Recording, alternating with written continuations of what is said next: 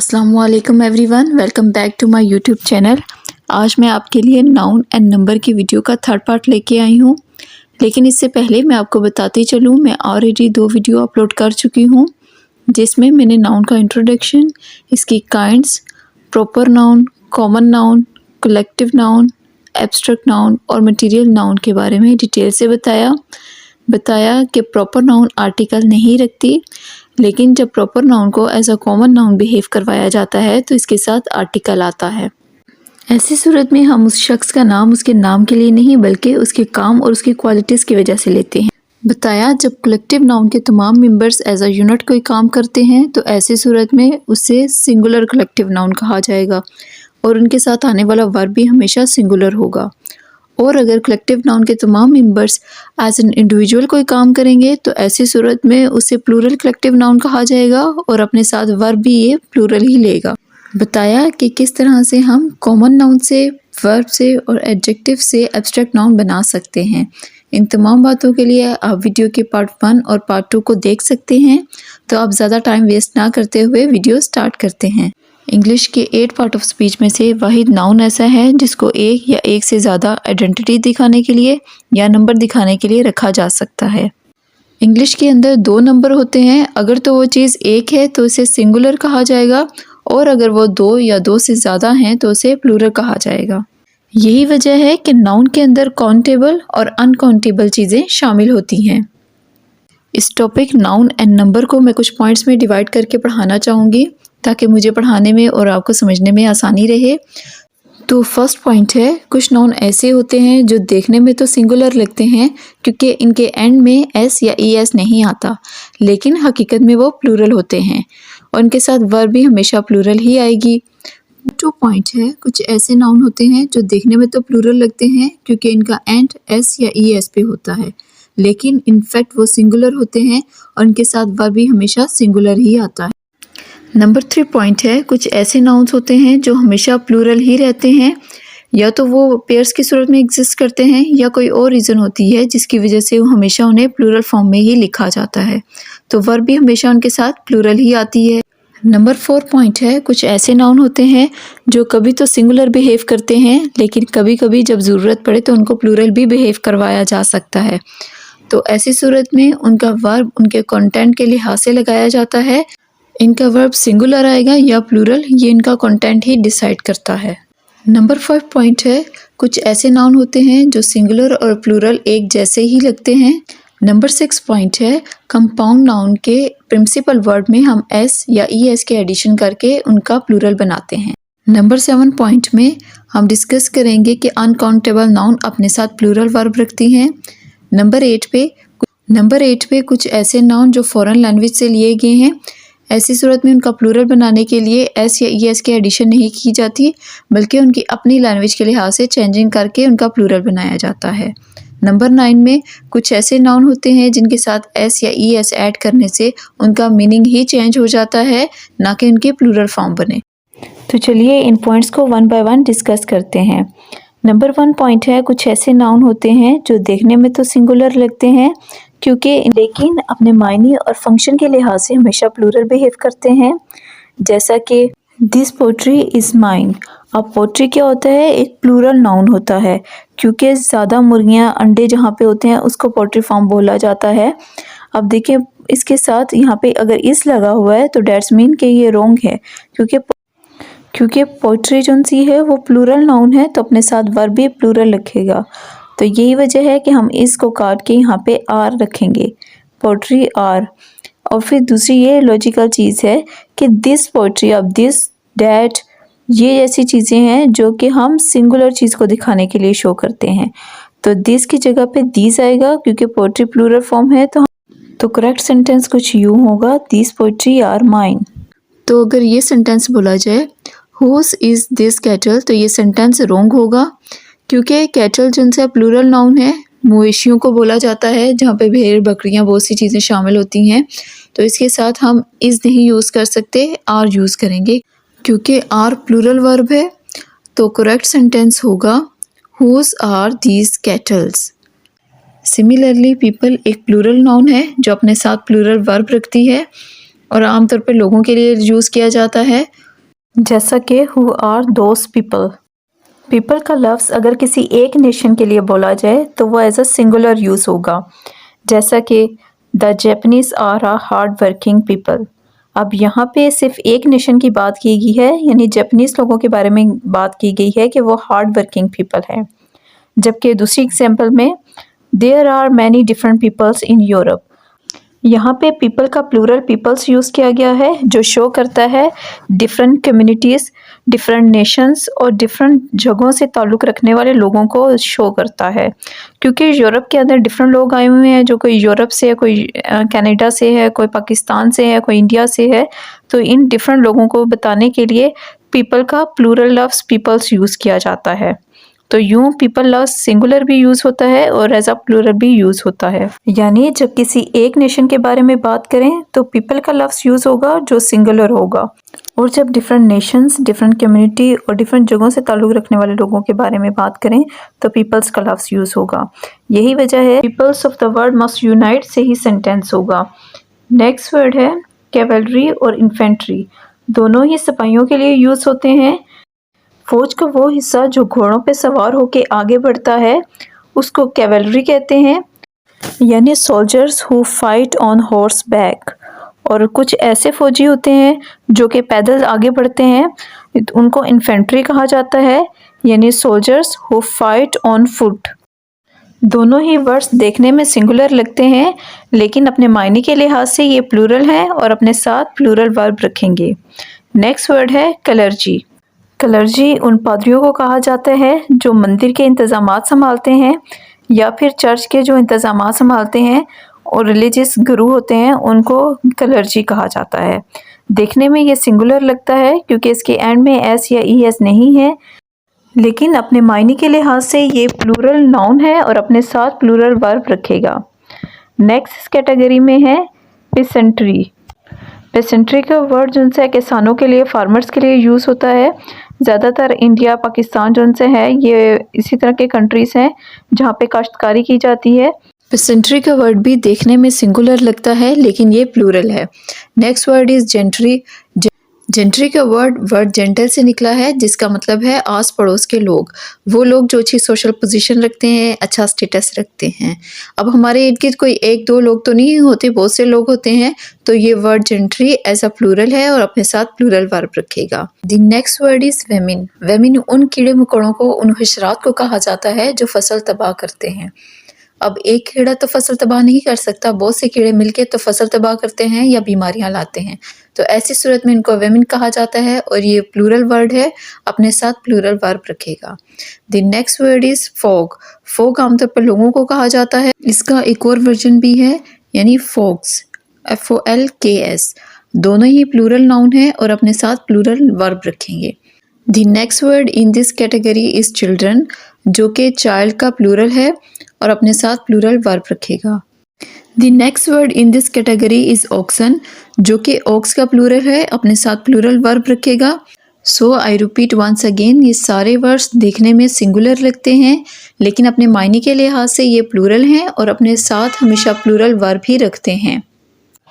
तो चलिए कुछ एग्जाम्पल के थ्रू मज़ीद इस कॉन्सेप्ट को समझने की कोशिश करते हैं। The cattle was grazing in the field.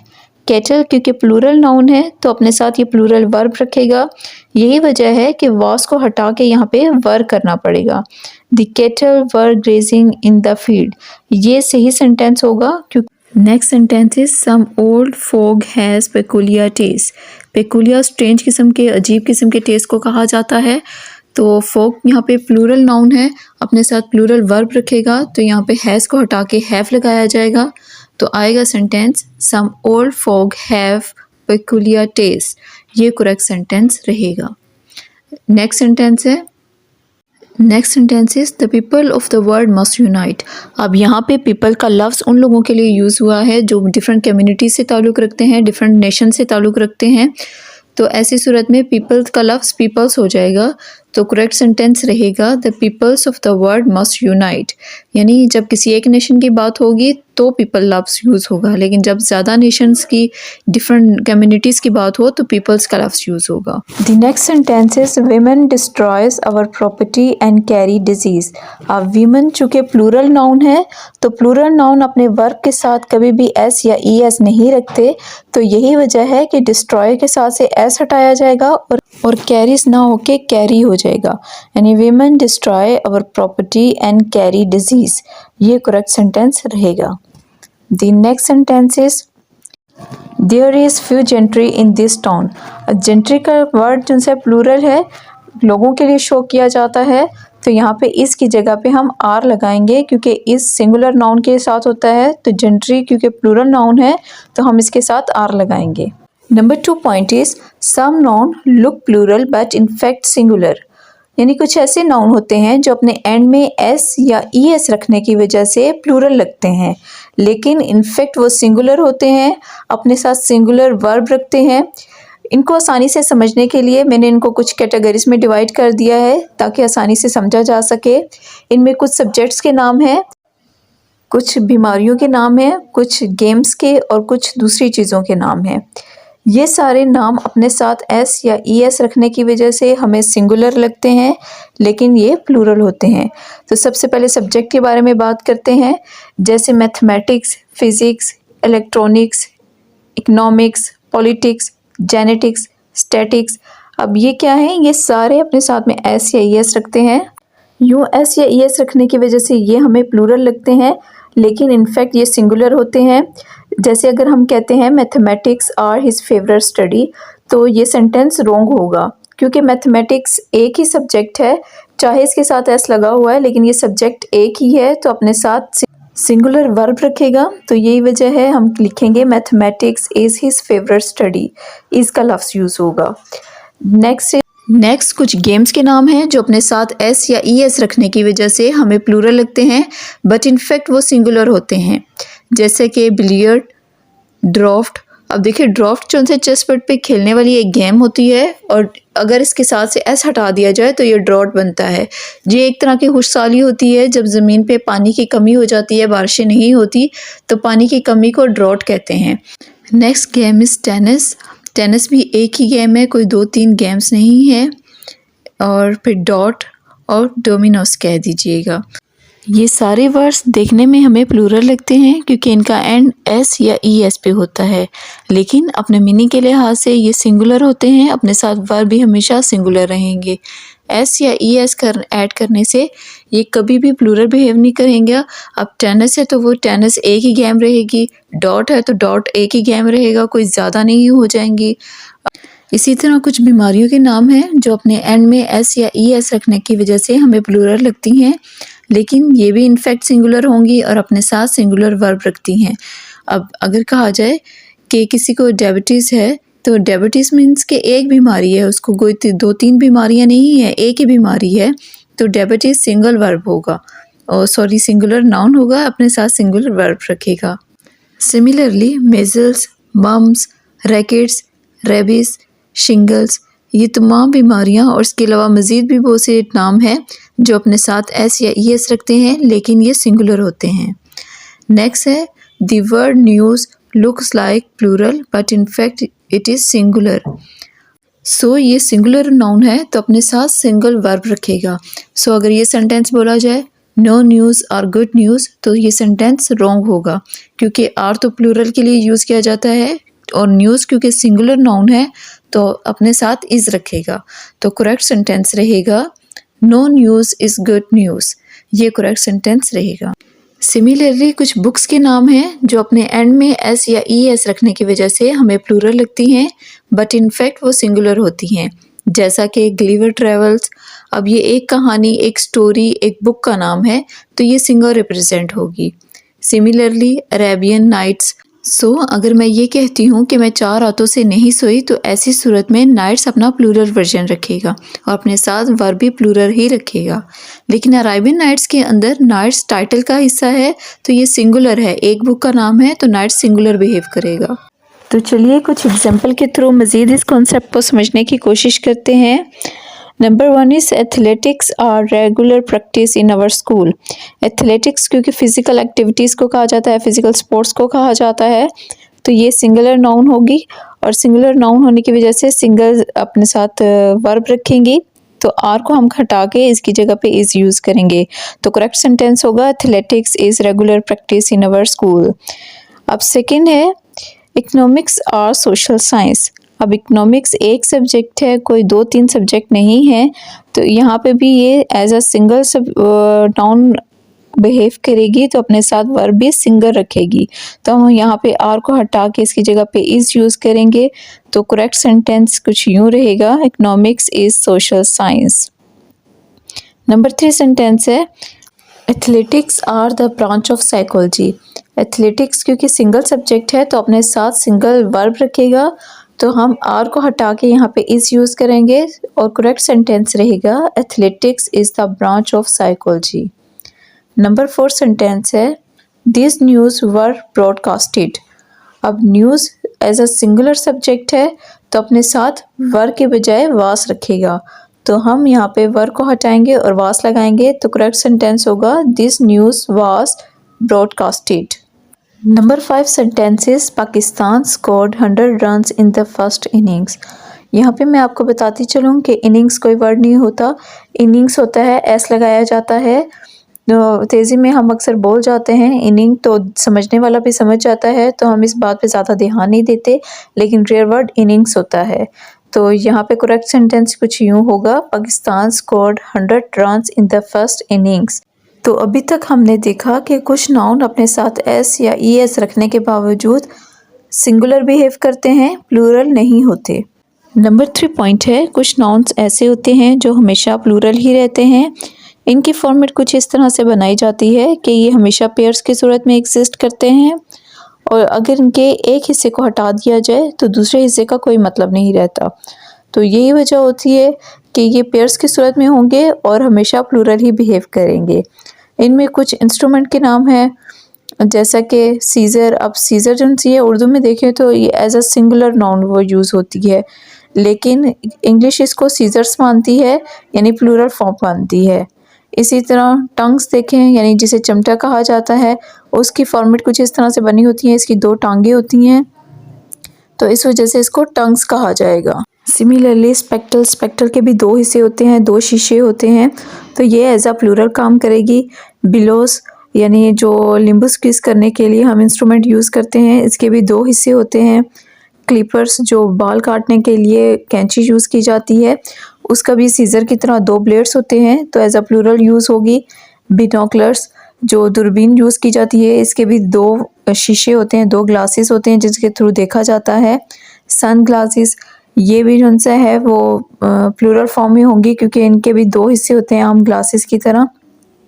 Divider जो प्रकार होता है यानी जिसे डिवाइड करने के लिए यूज़ किया जाता है, उसके भी 2 हिस्से होते हैं। गूगल्स को देखें तो वो भी एज अ प्लूरल यूज़ होगी क्योंकि इसके भी 2 हिस्से होते हैं। अब देखें ये सारे जितने भी नाउन्स हैं जो एज अ प्लूरल काम करेंगे, उनके साथ वर्ब भी हमेशा प्लूरल ही आएगी। सिमिलरली कुछ ड्रेसेस हैं जो हमेशा पेयर्स की सूरत में रहते हैं और एज अ प्लूरल यूज़ होते हैं, जैसा कि शूज़, सॉक्स। अब ये दोनों पाँव में पहने जाते हैं। जीन्स जिसे पैंट्स भी कहा जाता है, दोनों टांगों में भी पहनी जाती हैं, तो ये प्लूरल फॉर्म में रहेंगी और अपने साथ वर्ब भी हमेशा प्लूरल रखेंगी। लेकिन अगर सपोज मैं ये कहती हूँ योर 1 सॉक्स इज़ मिसिंग, तो एक सॉक्स की बात कर रहे हैं तो यहाँ पे सॉक्स कहा जा सकता है, लेकिन आमतौर पे हम दोनों सॉक्स के बारे में बात कर रहे होते हैं, तो इसलिए सॉक्स का लफ्ज़ यूज़ किया जाता है, यानी इसके साथ एस लगाया जाता है, प्लूरल फॉर्म में रखा जाता है। Similarly trousers, pyjamas, shorts, breaches, clothes, ये सारे प्लूरल नाउन हैं। क्लॉथ्स जो स्टिच कपड़े होते हैं जिसे बॉडी कवर की जाती है उसको कहा जाता है। मज़ीद इसके कुछ ऐसे नाउन भी हैं जो हमेशा प्लूरल फॉर्म में रहते हैं, जैसा कि एनल्स, यानी जो सालों साल रिकॉर्ड तैयार किए जाते हैं, हिस्ट्री के रिकॉर्ड सारे वो एनल्स कहलाते हैं, प्लूरल फॉर्म में होंगे। थैंक्स, प्रोसीडिंग यानी मुनाफा वगैरह। टाइडिंग्स, टाइडिंग इंफॉर्मेशन को, न्यूज़ को कहा जाता है। और एक वर्ड टाइड होता है, जब चांद की किरणें समंदर पर पड़ती हैं तो इसकी लहरें ऊपर को उठती हैं, उसको टाइड कहा जाता है। लेकिन यहाँ पे टाइडिंग्स वर्ड यूज़ हुआ है जो न्यूज़ और इन्फॉर्मेशन है, प्लूरल फॉर्म में रहेगी। नेक्स्ट वर्ड इज़ इन्वायरन्स, यानी इर्द गिर्द का जो माहौल है। नेप्शल्स कहा जाता है, जो शादी ब्याह की रस्मात होती हैं उनको कहा जाता है। ऑब्सिक्यूज, जो फौतगी वगैरह पे रस्मात होती हैं उसको कहा जाता है। प्लूरल फॉर्म में रहेंगी, अपने साथ वर्ब भी हमेशा प्लूरल रखेंगी। मज़ीद इसके एसेट्स, चैटर्स, जो जायदाद वगैरह को कहा जाता है, माल दौलत को कहा जाता है। आर्म्स, जो खैरात वगैरह के लिए लफ्ज़ यूज़ किया जाता है, इसको प्लूरल फॉर्म में रखा जाता है। बिलोंगिंग्स का मतलब है आपकी मलकियत में जो चीज़ें होती हैं। अब मलकियत में एक दो चीज़ें तो नहीं होती, गाड़ी, बंगला, घर, काफ़ी चीज़ें होती हैं, तो बिलोंगिंग का वर्ड जो सा है वो एज अ प्लूरल यूज़ होता है। और अगर एक कोई चीज़ की बात कर रहे हो, जैसे मैं अगर ये कहती हूँ this mobile is only belonging to me, तो बिलोंगिंग का वर्ड यूज़ होगा, एज अ सिंगुलर यूज़ होगा। लेकिन बिलोंगिंग्स जब बोलते हैं तो इससे मुराद बहुत सी चीज़ें होती हैं, तो इसलिए ये ईव्स यानी छतों का वो हिस्सा जो दीवारों के साथ जुड़ा हुआ होता है उसको ईव्स बोलते हैं। तो ये सारे ऐसे नाउन हैं जो कि प्लूरल फॉर्म में यूज़ होते हैं और उनके साथ वर्ब भी हमेशा प्लूरल ही आता है। और अगर मैं ये सेंटेंस बोलती हूँ गिव मी आ सीज़र, तो क्या ये सेंटेंस सही होगा? आ तो किसी एक चीज़ के लिए बोला जाता है, जबकि सीज़र प्लूरल नाउन है, तो इसके लिए क्या वर्ड यूज़ हो सकता है? और अगर मैं ये कहती हूँ मेरे अब्बू मेरे लिए एक ऐनक लेके आए, my father bought a glasses for me, a glasses, क्या ये सही सेंटेंस है? तो इसके लिए क्या हम बोल सकते हैं, क्या वर्ड बोलें? तो इसके लिए होगा पेयर ऑफ या पेयर्स ऑफ। अगर तो वो एक चीज़ है तो पेयर ऑफ आएगा, और अगर दो या दो से ज़्यादा हों तो पेयर्स ऑफ आएगा। जैसा कि please give me a pair of scissors, my father bought a pair of glasses for me. और अगर 3 जीन्स हो तो हम कह सकते हैं I have 3 pairs of jeans. तो अभी तक हमने देखा कि कुछ नाउन ऐसे होते हैं जो देखने में तो सिंगुलर लगते हैं लेकिन वो होते प्लूरल हैं और अपने साथ हमेशा प्लूरल वर्ब रखते हैं। कुछ नाउन ऐसे होते हैं जो अपने साथ एस या ई एस रखने की वजह से हमें प्लूरल लगते हैं, लेकिन इनफैक्ट वो सिंगुलर होते हैं और वर्ब भी हमेशा अपने साथ सिंगुलर ही रखेंगे। और कुछ नाउन ऐसे होते हैं जो हमेशा पेयर्स की सूरत में रहते हैं, तो हमेशा प्लूरल ही बिहेव करेंगे और अपने साथ प्लूरल वर्ब रखेंगे। नेक्स्ट वीडियो के अंदर इंशाल्लाह ताला हम डिस्कस करेंगे कुछ ऐसे नाउन जो सिंगुलर बिहेव करते हैं लेकिन जब ज़रूरत पड़े तो इनको प्लूरल बिहेव करवाया जा सकता है, और कुछ नाउन ऐसे जिनकी सिंगुलर और प्लूरल फॉर्म एक जैसी ही होती है, और कंपाउंड नाउन के बारे में डिस्कस करेंगे। ये तो थी आज की वीडियो। अगर आपको पसंद आई है तो प्लीज़ इसे लाइक करें, और अगर चैनल पे फर्स्ट टाइम आए हैं तो चैनल को सब्सक्राइब करें और नोटिफिकेशन आइकन को प्रेस करना ना भूलें ताकि आने वाली हर वीडियो का नोटिफिकेशन आपको मिलता रहे।